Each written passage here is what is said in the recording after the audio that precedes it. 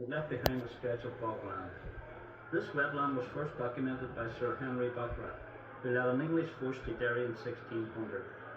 He described it as a bog most commonly wet and not easily passable. The construction of the city walls began in 1613.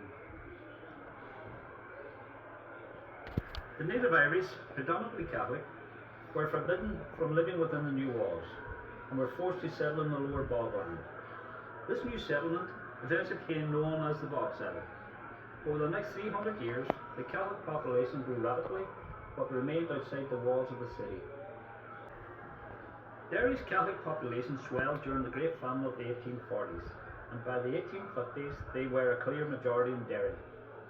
Towards the end of the 19th century, there were frequent outbursts of sectarian violence as Catholics sought better living conditions and fair political representation, and Protestants opposed them.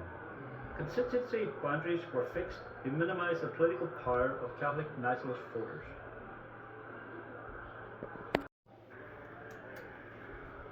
Ireland's nationalist movement, the struggle to break free from British power, gained in intensity in the late 19th and early 20th centuries.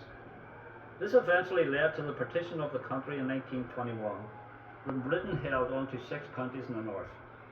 Partition led Derry inside the boundaries of the British Union state, a nationalist city under Unionist control. Nationalists without political power were forced to endure decades of oppression and discrimination.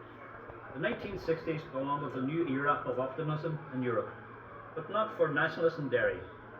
Derry had the second highest rate of unemployment in the north, and overcrowding in nationalist areas was unbearable. The Unionist government built the North's second university in heavily Unionist Coleraine instead of nationalist Derry, and investment was directed towards the new city of Craigavon instead of to where it was needed here. Rail links were closed down, and there was little or no investment in local roads.